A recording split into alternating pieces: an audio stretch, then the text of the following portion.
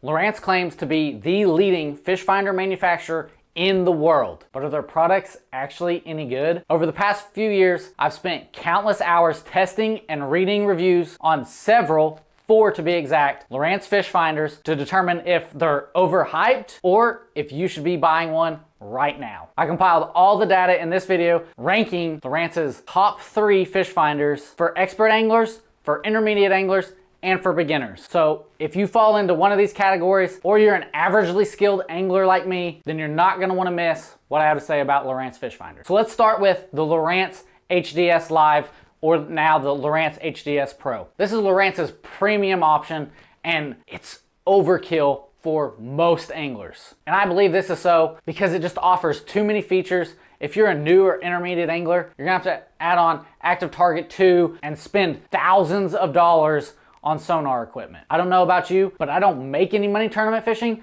so for me to spend this kind of money on a fish finder just seems a little bit overkill. However, that's why I think it's for the experts. It's for the guys and gals looking to get into tournament fishing or who are tournament anglers and needing to upgrade their equipment because it offers all the fancy features that you need. You can see my full review of HDS Live right here, and overall I honestly loved it because the screen's super bright, so it was easy to see in the sunshine, and despite having a lot of features, it wasn't super confusing to operate, which means the user interface was very user-friendly, which is a good thing. Another Lowrance fish finder I tested was the Lowrance Elite FS. And honestly, this was my least favorite fish finder that I tested. I understand that Lowrance is trying to fit it in between their really high-end products and their beginner entry-level products, but I just wasn't blown away by this fish finder.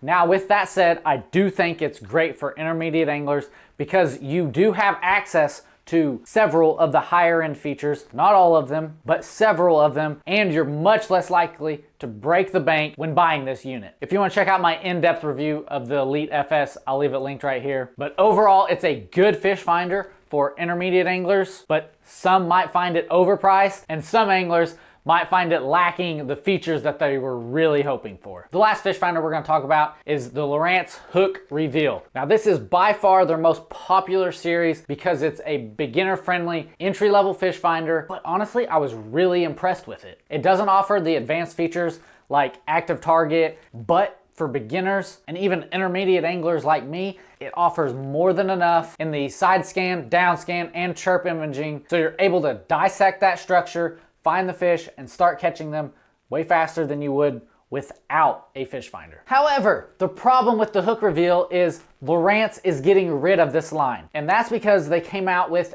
a new line, the Lowrance Eagle. And after testing this fish finder, I found that there's not a lot of difference between them, but the sonar is upgraded, the screen is a little bit brighter, and there's also a few drawbacks. And if you want to find out what those drawbacks are, you can check out the video down below me where I do an in-depth dive into the Lowrance Eagle 7, listing everything that I liked about it, but also those things that I think there's a lot of room for improvement.